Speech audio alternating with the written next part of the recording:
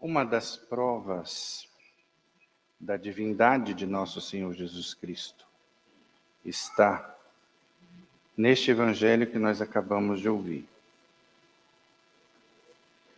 E esse evangelho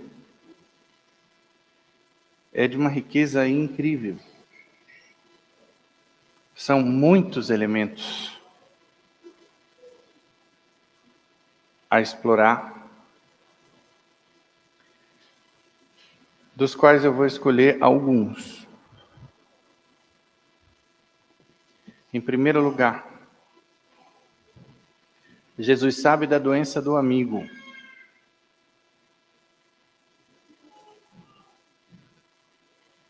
E Jesus não vai lá para socorrê-lo. Pelo contrário, Jesus resolve ir à Judeia. E os discípulos disseram-lhe: Mestre, ainda há pouco os judeus queriam apedrejar-te, agora vais outra vez para lá? Eu fico imaginando o burburinho, se fosse no mundo de hoje. Nossa, mas que absurdo, esse cara faz tanto milagre. Uai, não é amigo de Lázaro? Por que não vai lá salvar o amigo? É doido, está indo para um lugar onde ele pode ser apedrejado. É ou não é? Esses são os nossos critérios. A gente não sabe nada, a gente julga, condena, e a partir daí chora, perde a esperança. Por quê? Porque a nossa fé é defeituosa.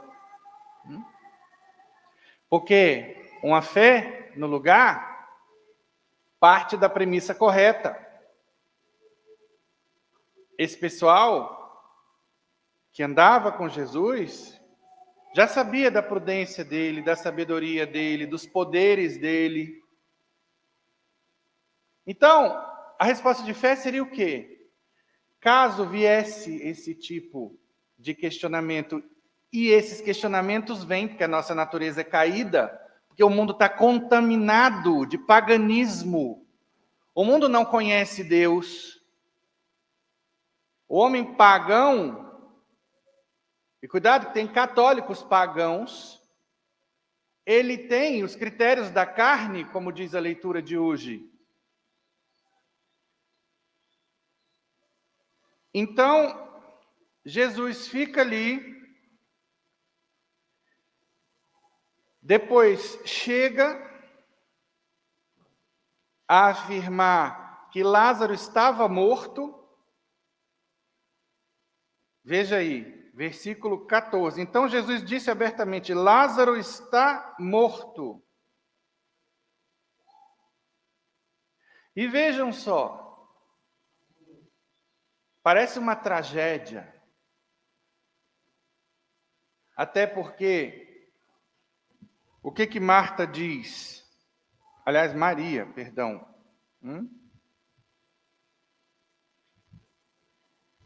Ah, se o Senhor tivesse aqui, ele não teria morrido. E aqui nós vamos vendo vários elementos que esta palavra de hoje quer trabalhar. Em primeiro lugar, a fé de Marta na ressurreição no último dia. Em segundo lugar, a fé de Maria no poder de Jesus. E aí é que vem o X da questão.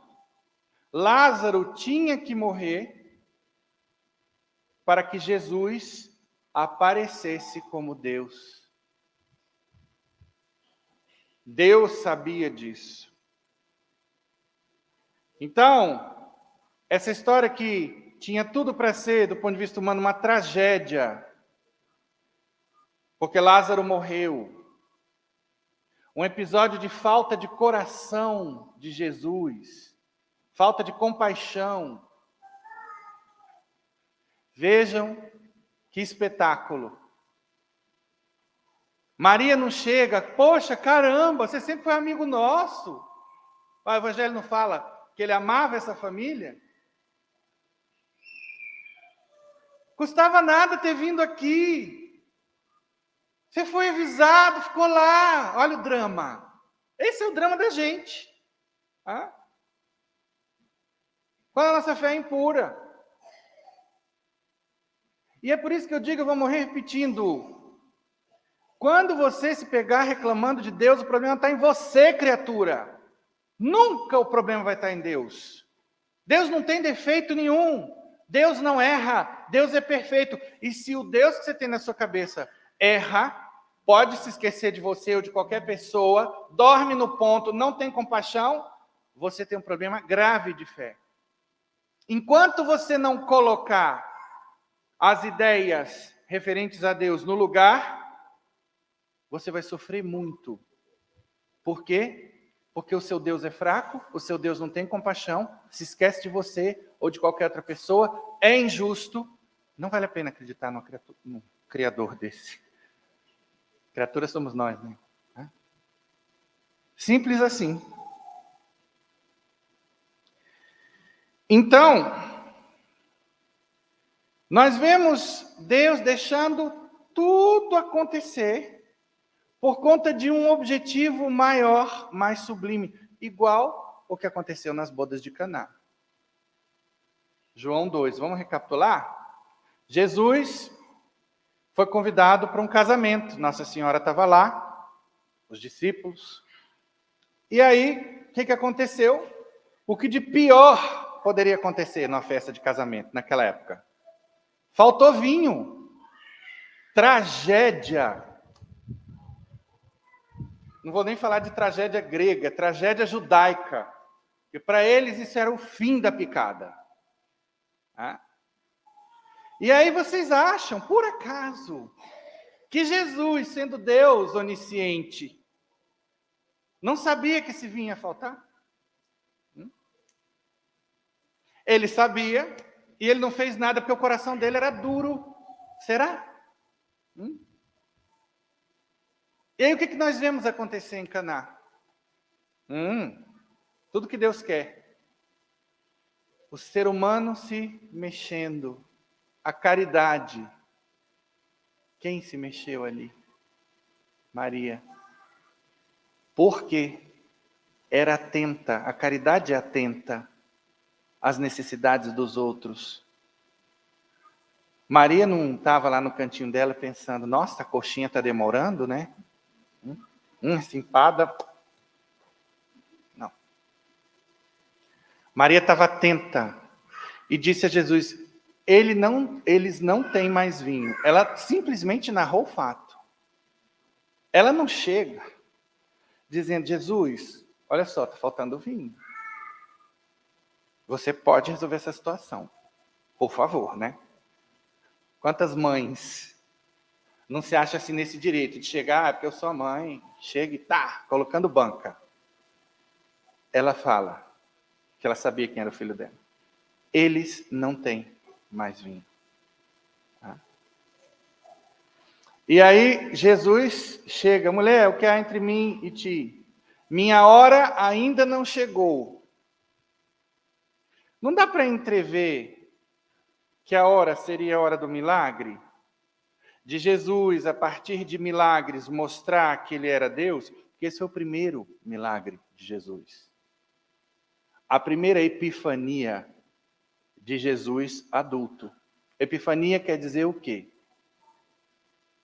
Um mostrar-se de Jesus como Deus. A primeira epifania foi lá, bebê, no episódio dos Reis Magos.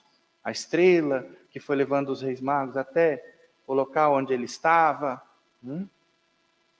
Os reis que se prostraram diante do Rei do Universo. E aí agora nós temos o início da vida pública de Jesus, que foi antecipado por Maria. Então ele deixou rolar para que resplandecesse a caridade de Maria. Na teologia nós enxergamos o poder de intercessão de Maria, que o filho não nega nada que a mãe pede, aí Porque ele deixa claro, minha hora não chegou, como que diz assim, não vou fazer nada. E eu acho o máximo que Nossa Senhora, tão segura de quem era o filho, e já conformada com qualquer que fosse a decisão de Jesus, porque ele era Deus, e sendo Deus ele sabe o que faz, sabe o que é melhor para todos, o que ela diz? Inabalável, fazei o que ele vos disser, tranquila. Se fosse uma mãe do mundo, meu Deus, Jesus, vai fazer isso com a mamãe? Menina, eu te dei o peito, eu te carreguei 9 meses na barriga. Eu não acredito. Fala sério. No mínimo isso aí. E Nossa Senhora chega, fazei o que ele vos disser. Que é o papel de Maria, é tudo que ela quer. E aí a gente vê o grande equívoco protestante. Que acham que nós idolatramos Maria, somos seguidores de Maria, que a nossa salvação vem por Maria. A nossa salvação veio por Maria, sim. Porque sem ela, sem o sim dela, Jesus não teria vindo ao mundo. Assim aprouve a Deus, assim quis Deus, e assim aconteceu, conforme os planos e expectativas de Deus. Porque Deus não tirou dela o livre-arbítrio. Por isso ela tem mérito. Mas isso é outra história. Então, vejam o paralelo entre Caná e o evangelho de hoje. Mais uma vez, Jesus, enquanto Deus, sabia tudo o que ia acontecer. Mas esse evangelho cumpre tantos objetivos. Como eu disse, mostrar a fé de Marta na ressurreição, mostrar a fé de Maria, que sabia que se Jesus tivesse estado lá, ele não teria morrido. Mas antes de mais nada, a morte era necessária para que Jesus aparecesse mais uma vez como Deus. Porque essa foi uma das 3 ressurreições que ele operou. Ele ainda ressuscitou o filho da viúva de Naim,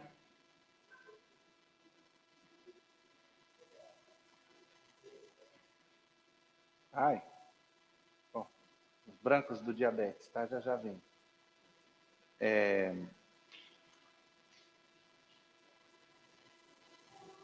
E aquela menina, Talita.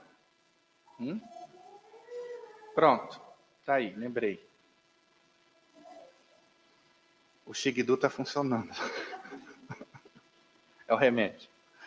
Bom, então,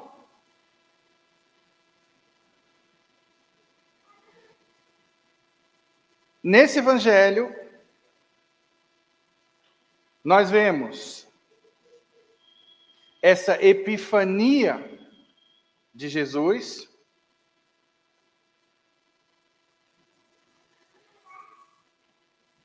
que se mostra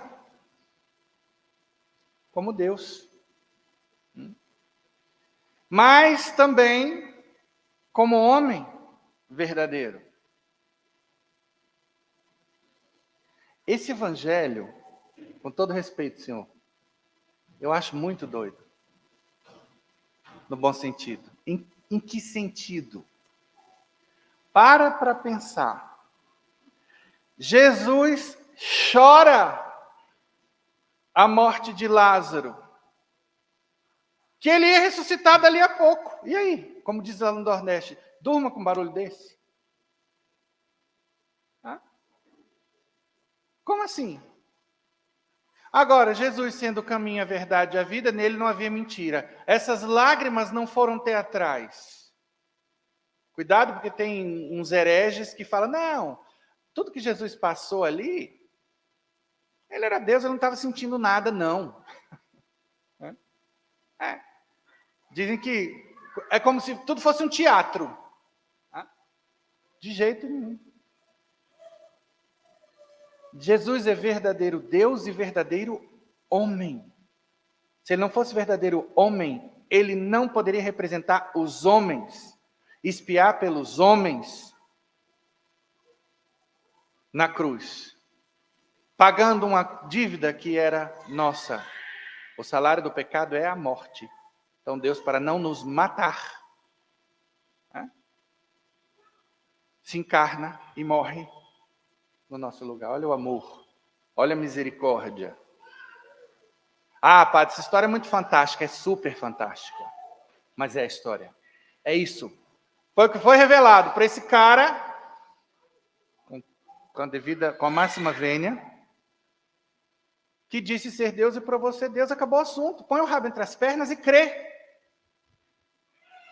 Simples assim. Tenha humildade. Jesus é um fato histórico. Acabou o assunto aí, não tem mimimi. Cala a boca. Ah, quer continuar no mimimi? Cai fora. Escolhe aí a fábula que você quiser.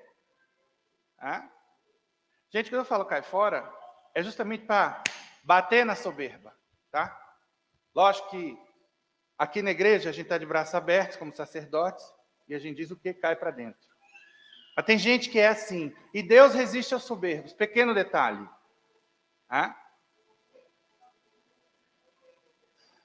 Muito bem. Então, eu não poderia deixar de chamar a atenção sobre estes detalhes. Sobretudo, este trecho da oração de Jesus. Pai, eu te dou graças porque me ouviste.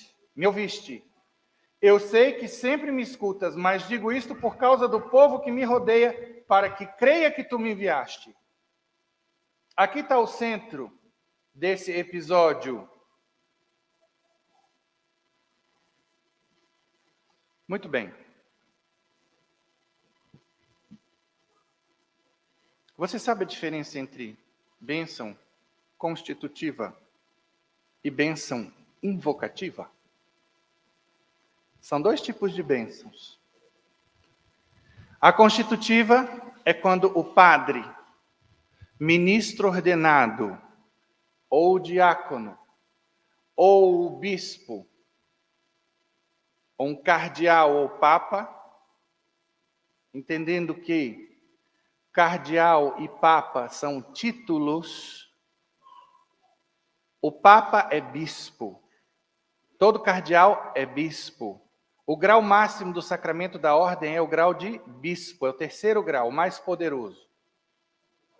O papa foi um cardeal eleito papa. E um cardeal é um bispo convidado pelo papa ao cardinalato, para exercer funções de governo na igreja. É o senado da igreja, por assim dizer. A igreja é muito organizada. Nós somos um Estado. Estado do Vaticano. Não é simplesmente uma igrejola. Foi mal. Para quem não sabe. Pois bem, então, todos os ministros ordenados têm o poder de transformar água, velas, objetos em sacramentais, que são canais da graça de Deus.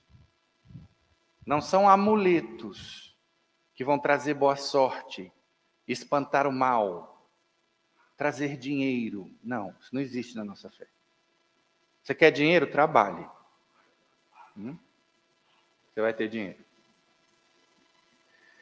Então, quando nós abençoamos um crucifixo, ele deixa de ser um mero adorno religioso e passa a ser um canal das graças de Deus. Esse crucifixo agora é propriedade de Deus. Ele vai ser portador da luz de Deus. E a luz espanta as trevas do diabo. Quando sua casa é abençoada pelo sacerdote, pelo diácono, por um bispo é mais difícil, né? Eles têm menos tempo. Então a sua casa é propriedade de Deus. Mas cuidado com pensamentos mágicos. As pessoas acham que Porque a minha casa foi abençoada, o ladrão não vai entrar, não vai acontecer nenhuma briga, nenhum arranca-rabo, nada. Experimente deixar a porta da sua casa abençoada aberta. Você vai ver se o ladrão entra ou não entra. Não recomendo, tá? Para não chegar à triste conclusão de que a bênção não vai impedir a entrada do ladrão, se você não for prudente. Mesma coisa, o arranca-rabo vai acontecer se você não procurar ser caridoso dentro da sua casa. Ou caridosa. Ok? Por exemplo, crucifixo que eu tenho vai ser como um muro que eu ponho na minha casa. O muro dificulta o trabalho do ladrão, mas não evita que o ladrão entre. Então a coisa vai por aí. Então, bênção constitutiva requer ministro validamente ordenado e a presença do objeto a ser abençoado, além da fórmula própria. Eu vou citar para vocês uma das fórmulas, a fórmula que serve para todas as coisas. Senhor, que com a tua palavra tudo santificas, abençoa, por exemplo, este escapulário, este crucifixo, essa água, e pela invocação do teu santíssimo nome, concede a saúde do corpo e a proteção da alma, a quantos dele usarem com ânimo agradecido e conforme os teus mandamentos e a tua vontade por Cristo nosso Senhor. Amém. Vai acontecer o que está dito nesta fórmula. Se eu fizer uso desconforme aos mandamentos e à vontade de Deus, daquele objeto, ele não vai ter a sua eficácia. Isso para que vocês comecem a entender um pouco desse assunto. Por quê? Porque é algo desconhecido do povo de Deus. E vocês devem estar se perguntando, o que isso tem a ver com o evangelho de hoje? Calma, eu vou chegar lá. Eu adoro trabalhar com suspense. Se os diretores de Hollywood podem, por que eu não posso? A pessoa fica até mais ligada. Esse cara quer chegar. Vamos lá. Bom, então, não existe bênção de objetos à distância. Mas o padre fulano que celebra a missa lá em São Paulo, na TV tal, eu assisto, ele manda colocar o copo d'água em cima da TV. Esta prática, quem começou, até onde me consta, foi a Igreja Universal do Reino de Deus. Eles acreditam que o pastor lá abençoa essa água e acreditam até num poder mágico dessa água. Mas o pastor não tem poderes sacerdotais, não abençoa água alguma. Né? Só que, psicologicamente, as pessoas acreditam e vai ter algum efeito, por aquilo que a psicologia chama de efeito placebo. É fé natural. Eu dou uma pílula de farinha para você que está com dor de cabeça, você vai ficar bom da dor de cabeça porque acreditou. O padre Fernando não vai mentir, né? Me deu o melhor remédio para dor de cabeça, ele disse que em 5 minutos vai passar. Aí a criatura já começa, nossa, já está passando. E 3 minutos, olha que maravilha, me dá mais. E o remédio é uma pílula de farinha. Tá? Beleza. Então, esses sacerdotes estão equivocados. Em nenhum lugar do catecismo da igreja está dito isso. Que as bênçãos constitutivas, aquelas que constituem os objetos em sacramentais, podem ser dadas à distância. Tá? Então, diferente a bênção invocativa, que é quando eu invoco a bênção de Deus. O que acontece, por exemplo, quando nós rezamos por alguém. Eu rezo para uma pessoa que está na China. Você reza para uma pessoa que está na Rússia. Eu e você temos o mesmo poder na bênção invocativa. Para a bênção invocativa, não precisa ser ministro ordenado. E eu vou além. Se você é mais santo do que eu, a sua oração tem mais poder do que a minha. Simples assim. Se você tem mais fé do que eu, a sua oração tem mais poder do que a minha. Olha que maravilha. Então é importante que se saiba essa diferença entre bênção constitutiva e bênção invocativa. Por quê? O que muitas vezes a gente vê na igreja? As pessoas, quando o padre passa aspergindo água benta quando ele vai dar a bênção final. Levantando chave de casa, chave de carro, carteira de identidade, carteira de trabalho. E qual é a fé do povo? Que a bênção que o padre está dando vai chegar ao meu filho. Eu levantei a foto do meu filho que está doente no hospital. Essa água benta que respingar na chave do meu carro chega até o meu carro. Resposta: não chega. Vamos lá. Deus está vendo a sua boa vontade. Está vendo você, mãe, buscando a saúde do seu filho numa missa, levantando a foto. Esse ato de fé em Deus, alguma serventia vai ter. Algum efeito vai ter. Mas o melhor é levar, de preferência, o sacramento, se for o caso. O sacramento da unção. Ou levar o sacerdote para abençoar o seu filho, ou se ele pode vir aqui, ele ser abençoado pelo sacerdote, que vai ser uma bênção invocativa, como eu disse. A pessoa que levantou a chave do carro, eu sempre digo, os diáconos e eu estamos sempre à disposição, é só pegar. Oi, diácono, chega aqui. Oi, padre, por favor, benze meu carro. Porque a bênção sobre a chave, tem gente até que fala assim, padre, não, eu sei que tem que apresentar o objeto aqui, o senhor benze a chave do meu carro. Eu pergunto, para quê? Por acaso é a chave que capota? Por acaso é a chave que é roubada? Ou é o carro? Então a bênção sobre a chave fica na chave. Não faz muito sentido abençoar uma chave. O carro, sim. Teve uma senhora que uma vez chegou aqui, pediu que eu abençoasse o carro. Beleza, abençoei. Na semana seguinte, ela me aparece com outro carro. Eu falei, nossa, minha filha, tá podendo, hein? Aumenta o dízimo aí. Pô, 2 carros zero. Uma semana para outra, padre, só não está sabendo de nada. O que foi? Aí mostrou uma foto, um carro detonado. Esse foi o carro que o senhor abençoou na semana passada. Eu falei, eu não tenho nada a ver com isso. A bênção funcionou, eu posso lhe garantir. Ela falou, funcionou mesmo. Meu filho teve um rasgão na perna, tomou alguns pontos, mas olha aqui, o seguro deu perda total, era para a gente ter morrido no acidente. Então, sempre a bênção vai ter um efeito.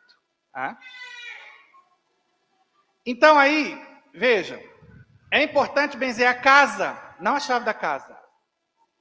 Bênção sobre chave de casa não adianta para nada. E aí, vamos lá, onde eu quero chegar? Na bênção sobre a carteira de trabalho. A criatura está desempregada. E aí, levanta a carteira de trabalho. Vamos lá. Entendo que a pessoa que levanta a carteira de trabalho está procurando a bênção de Deus. Não se trata de acusar essas pessoas, por favor. E eu sempre digo o seguinte. Melhor esses erros, que são comuns, aqui dentro da igreja, do que a pessoa está procurando fazer trabalho no espiritismo, sei lá, procurando a dona Esmeralda, né? Tantas outras que tem por aí, enfim, prometendo mundos e fundos, né? Se você pagar também mundos e fundos. Então, a questão é o chamado pensamento mágico. Eu, normalmente, quando vejo uma pessoa com a carteira de trabalho levantada, eu peço para ela aguardar, e no final eu pergunto, vem cá, você está distribuindo currículo? Não. Você está pedindo emprego? Não, eu tenho vergonha de pedir. O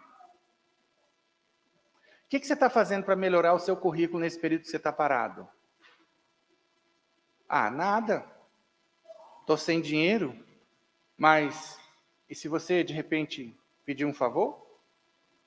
Ou pedir um dinheiro emprestado? Vamos lá. Este que vos fala. Quando chegou a Brasília, pé rachadíssimo. Advindo de uma congregação de voto de pobreza radical, pai e mãe falecidos, não tinha um vintém. Nada. De repente eu vejo a propaganda do curso de oratória de alto impacto da Dale Carnegie Training, uma universidade corporativa internacional. Qual o valor do curso? R$ 5.200 para uma imersão de fim de semana. Eu estou falando lá de 2000 bolinha, 2005, por ali. E aí eu pensei, não tenho dinheiro. Mas não vou deixar de fazer o curso. Quem tem boca vai a Roma, não é assim? Vai, não do verbo ir, do verbo vaiar. Tem gente que não sabe. Aí fui lá, chamei o dono da empresa, por sinal estava lá, me apresentei, Padre Fernando, sou capelão dos bombeiros. Não, minto, não era ainda não. Não era nada. Padre Fernando, eu sou sacerdote advindo da vida religiosa e gostaria muito de fazer o curso de vocês, só que eu não tenho um centavo. Mas eu trabalhei na Varig S.A. há muito tempo com atendimento ao cliente, eu posso dar um curso de atendimento ao cliente para todo o seu pessoal de graça. Eu comecei a falar os cursos que eu poderia ministrar de graça, dizendo, eu quero trocar trabalho por trabalho. Sabe qual foi a resposta do dono da empresa? Ele falou, só pela sua atitude, o senhor tem bolsa integral aqui, não só nesse curso, tem outro curso, que eu vou querer que o senhor dê testemunho, isso aqui que está acontecendo aqui agora, eu quero que o senhor fale, porque é uma das atitudes que eu ensino no treinamento em competências interpessoais, TCI. E fui bolsista da Dale Carnegie. Eu estou querendo dizer que eu sou o bonitão da balachita? Não. Eu estou querendo dizer que quem quer faz. Somos nós que começamos a colocar nas nossas cabeças, ou o povo de fora, é o pai, é a mãe, a sociedade pessimista, aquilo que a psicologia chama de impotência aprendida. Vamos romper este ciclo e começar a acreditar em nós e fazer o que nos cabe. Hoje tem muita gente que fica esperando um milagre acontecer, o emprego cair do céu. O emprego não vai cair do céu se você não se mexer. A salvação, como é que funciona? Santo Agostinho, Deus que te criou sem ti não vai te salvar sem ti. Por quê? Porque a salvação depende de fé e obras. São duas coisas que eu tenho que fazer, os atos de fé e as obras. Não adianta Deus querer me salvar se eu não fizer por onde. Então, meus irmãos, às vezes a gente vai ver isso, a pessoa está lá, triste com Deus, poxa, eu vou à missa, eu levanto. Missa de cura e libertação, vai a todas as missas mágicas, estão proibidas, né? Não tinha que ser assim, mas, enfim. Toda missa tem o mesmo poder. Todo padre tem o mesmo poder pela ordenação que ele recebeu. Esse é outro erro comum, que vem da parte de sacerdotes. Então a criatura fica chateada. Só que o que Deus quer? Por que ela não está conseguindo trabalho? Porque justamente Deus está querendo ensinar algumas lições. Meu filho, na época era para ter estudado, você não estudou nada. Agora você está colhendo os frutos do que você plantou lá atrás. E isso é porque Deus gosta de pisar na cabeça? Deus gosta de chutar cachorro morto? Querendo dizer o seguinte, começa a se mexer agora. Faz diferente daqui para frente. Muda o teu mindset, como falam os coaches, né? Muda o cabeção. Então é isso que Deus quer. Deus, muitas vezes, quer que eu espere nele, que eu tenha paciência, uma virtude que ele quer trabalhar em mim aqui agora, por isso que a minha graça está demorando. E por aí vai. É no silêncio e na oração que nós vamos entender aquilo que Deus espera, aquilo que Deus quer trabalhar em nós. Veja, tudo depende do nosso querer. Santa Escolástica escreveu a São Bento uma carta perguntando a ele, Santa Escolástica, irmã dele, São Bento, fundador dos beneditinos, monges contemplativos. Ela perguntava a ele o que seria necessário para se salvar, a coisa mais importante.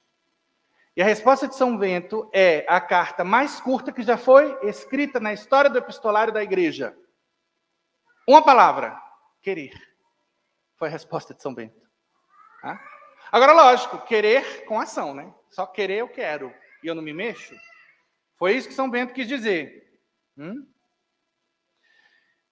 Então, eu lembro que uma vez, no início da minha carreira, foi atender uma moça, ela reclamando com Deus, chateada, por que eu não fico boa, ela com depressão? Eu falei, minha filha, você não se ofende com o que eu disser para você, não? Você não fica boa porque você não se ajuda. Você não fica boa porque você não faz por onde. Você está no buraco que foi você que cavou. Deus está querendo te tirar. E aí, qual era o mindset, vamos usar a palavrinha da moda dela? esse conjunto de valores, a visão de mundo que ela tinha. É igual aquela mulher, chegou uma vez uma história tão interessante, de uma mulher que começou a reclamar do sol, Deus mandou a chuva. Aí ela começou a reclamar da chuva, Deus mandou a seca. Aí o dia que ela estava reclamando do marido, ele fugiu com outra. Reclamou da mãe, a mãe morreu. Começou a reclamar do barulho dos filhos, empesteados, correndo pela casa. Ficou surda. Imagina se Deus fosse agir desse jeito. Com as pessoas mimimizentas, com os murmurões, com os reclamões. Graças a Deus. Ele não é assim. Mas a gente, quando faz esse exercício fictício, a gente começa a ver, caramba, eu sou feliz e não estou sabendo. Você, mãe, que está reclamando desse menino barulhento, você tem filho, quantas mulheres não queriam ser mães e não puderam? Seu filho tem saúde, ele está correndo danado pela casa, que ele tem saúde, se ele tivesse na cadeira de roda, caramba. Então tem muita infelicidade que vem de nós mesmos. Ela é criada através dessa visão torta, através dessa impotência aprendida. Tantos podem ser os motivos, à luz da psicologia, até de uma programação que vem de berço. Um pai pessimista, uma mãe negativa, influenciam a gente. Então eu pergunto, o problema está em Deus ou está em nós? Veja a segunda leitura que fala dos que vivem segundo a carne. São pessoas que vivem decepcionadas porque esperam felicidade aqui. Esperam que as coisas saiam conforme os seus planos e expectativas. Querem prazer aqui e agora, não têm limites, não aceitam limites. É uma vida na horizontal. O que conta é o que eu vejo. O que conta é o que eu tenho aqui e agora. Nós não. Nós vivemos em função do céu.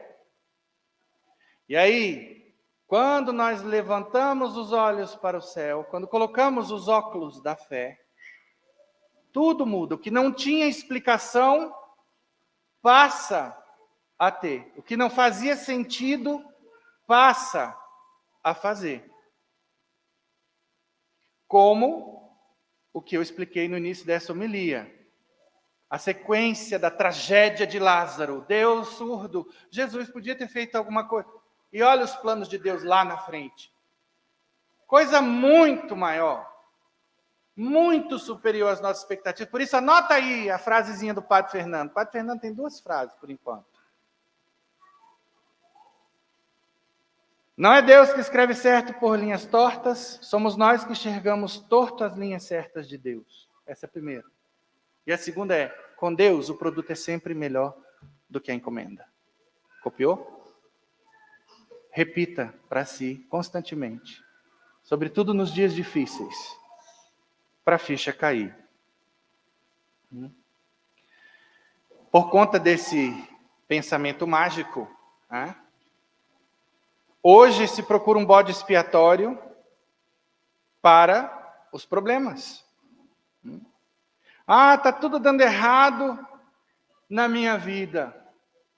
E aí as igrejas evangélicas que têm programas na televisão estão sempre fazendo propaganda de corrente de não sei quantos pastores, né, de bênção mágica, você mulher encalhada, pega aqui o lenço de Susana.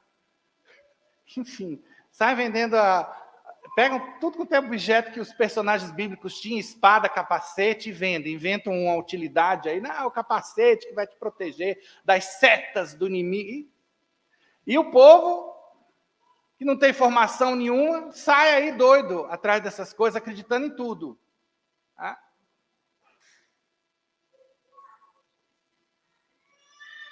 A pergunta é, e a sua responsabilidade? Um dos conceitos que a psicologia moderna trabalha, na linha da psicologia positiva, da programação neurolinguística, o coaching trabalha muito isso. É a autorresponsabilidade. Eu sou responsável pela minha vida, pelo meu sucesso ou pelo meu insucesso. E eu digo, você é o responsável, só você, pela sua salvação. Não delega para sua mãe, para seu pai, para seu marido, para ninguém. Somos nós que temos que fazer tudo o que estiver ao nosso alcance. Porque fracasso nessa vida não é não chegar ao topo da carreira, não é não chegar a ganhar o quanto eu esperava. O fracasso é estar a caminho do inferno. Isso é fracasso total. Isso é fracasso existencial. Viver no pecado é fracasso. Tá?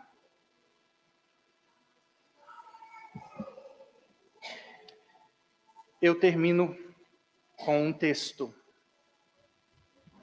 que eu recebi há muitos anos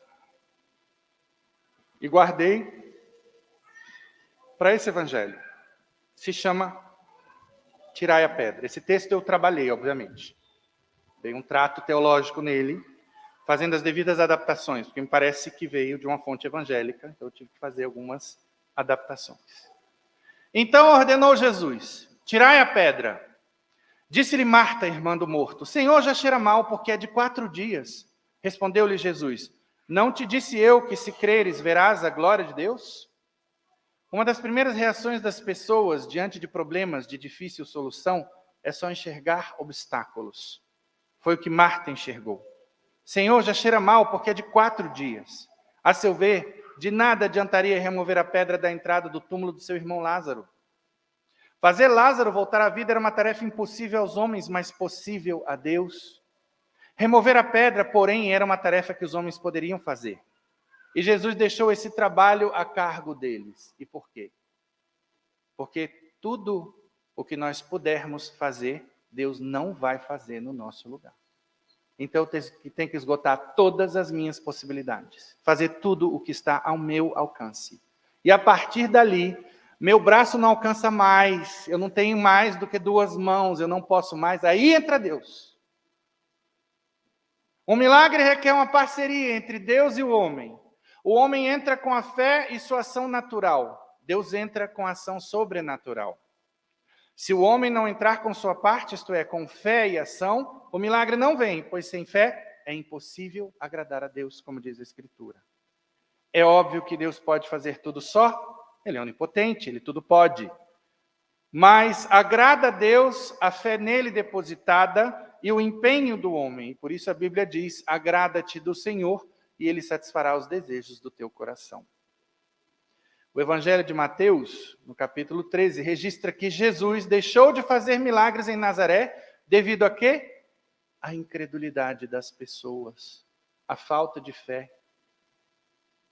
Uma coisa é a fé teórica, outra coisa é a fé provada, vivenciada. É a maravilhosa experiência da relação homem-Deus nos momentos mais difíceis da vida.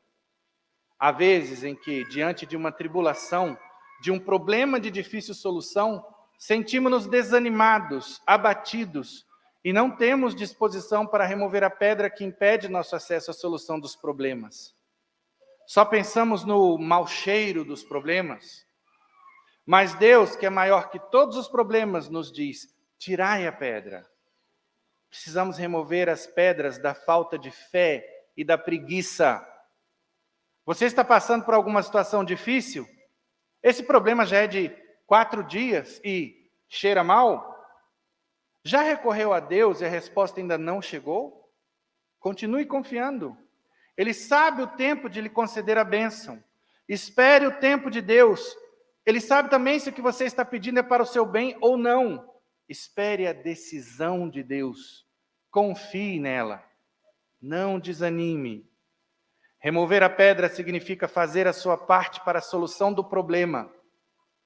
E o que lhe cabe fazer? Agir, rezar, ter fé e confiar em Deus. E vamos lá? Uma pequena diferenciação. Fé é entender e crer que Deus é onipotente, que Ele pode tudo, Ele pode realizar milagres, que Ele pode realizar o impossível, que milagres acontecem. Inclusive na nossa casa, que a gente acha muitas vezes que acontece na casa do vizinho, que eu não sou digno. E aí são coisas do maligno, né? Ou coisinhas que plantaram lá na nossa infância. Você não merece. Você está vendo tudo que você faz errado. Tá? Você faz coisa errada. Cuidado com isso. essas vozes na cabeça que vêm da nossa criação, essa programação nefasta que foi inculcada nas nossas mentes, que o diabo conhece e que ele vai usar para me botar para baixo. Tá? Muito processo depressivo é essa combinação bombástica de uma psicologia negativa com ação demoníaca. Sempre existe ação demoníaca sobre o pensamento na depressão. Por quê? Porque o diabo está constantemente nos tentando. É ele que insufla os pensamentos que levam à culpa, que levam à falta de paz, que levam à falta de fé, ao desespero. Atenção. Tem a culpa que vem de Deus, que é essa que me leva a fazer o bem, a me confessar, a pedir perdão a quem eu magoei. Cuidado, não estou dizendo que toda a culpa vem do demônio. Estou querendo só mostrar como ele age nas nossas paixões. Então, na fé eu acredito que Deus é onipotente. E na confiança eu acredito que Deus é onisciente. Que Ele tudo sabe, sabe o que é melhor para mim. Então Ele sabe o tempo de me conceder a bênção, ou se aquela bênção não é para o meu bem. É isso que a gente precisa. E vejam outros episódios bíblicos. Era impossível a Naamã mergulhar no rio 7 vezes para ficar curado da lepra? Lembram dessa passagem? Não. Era impossível os discípulos lançarem a rede outra vez ao mar para terem sucesso na pescaria? Conforme Jesus mandou, eles lançaram. E a pescaria foi farta. Era impossível os apóstolos recolherem 5 pães e 2 peixes para que Jesus os multiplicasse e alimentasse a multidão. Eu costumo dizer o seguinte: caramba, Jesus, moçada, era Deus. Jesus poderia ter feito isso aqui, ó, nesse episódio aí da multiplicação dos pães e peixes. Ele poderia ter feito isso aqui, ó. Ou então, e ter aparecido acarajé com suco de graviola no colo da moçada, vindo do nosso maravilhoso Nordeste, o acarajé inclusive com a pimentinha. Ai, meu Deus, eu estou em jejum intermitente, para que eu falar nisso? Tá vendo o diabo? Ele chega. Oh. Quem souber fazer acarajé, me convide. Então, foi isso que Jesus fez? Ele deixou, de novo, os apóstolos falarem: e aí, está chegando a hora. Como é que a gente vai dar de comer esse povo? Não é melhor despedi-los? Mais ou menos isso, não foi? Que eles disseram. E aí Jesus mandou recolher tudo que tinha. O que vocês têm aí? E eles trouxeram: temos só isso aqui. Ou seja, acabou a ação humana, não tem mais o que fazer. Aí Deus entra com milagre. Copiou?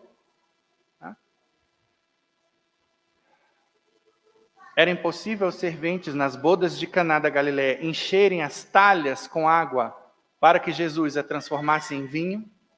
Não. Queremos ver milagres em nossas vidas? Não duvidemos das promessas de Deus. Se diante de um problema Ele nos mandar remover a pedra que serve de obstáculo à solução esperada, obedeçamos. Quais são as pedras na sua vida? Esse é seu dever de casa, para pensar nessa semana. Deus sabe até onde vai a nossa capacidade de lutar e não deixará que carreguemos fardos superiores às nossas forças. Ele não espera o impossível de nós e sabe o tempo certo de agir em nosso favor. Então, quando diante de um problema você sentir que realmente nada mais pode fazer e que se esgotaram sua capacidade física, mental, emocional, espiritual e que nada resta por fazer no campo da ação, lembre-se que Deus é maior que todos os problemas e que ainda lhe resta a fé. Numa situação dessas, sabe quem fica ansioso? É quem não confia em Deus. É aquele que sabe o que é melhor para si mais do que Deus. É aquela pessoa apegada ao seu projeto de felicidade, aquilo que ela quer. Esses ficam ansiosos, com medo que não aconteça, que não venha essa graça que eu estou pedindo, porque eu sou apegado. Só isso aqui que me faz feliz, eu não quero nada diferente disso. Meu mundo vai cair se eu não conseguir o que eu quero. Isso é um defeito de fé e por isso muitos não obtêm o que esperam por causa deste obstáculo. Mais do que fazer-nos gosto, Deus quer purificar a nossa fé, pois é ela que vai nos salvar e não nossa vontade própria. Disse Jesus, João 16:33, no mundo passais por aflições, mas tende bom ânimo, eu venci o mundo. Para Deus não há problemas. Para seus problemas existe um Deus onipresente, que está em todos os lugares, onipotente, que tudo pode, e onisciente, que tudo sabe. Mas que, antes de mais nada, é Pai, que nos ama e quer o nosso bem. Louvado seja nosso Senhor Jesus Cristo.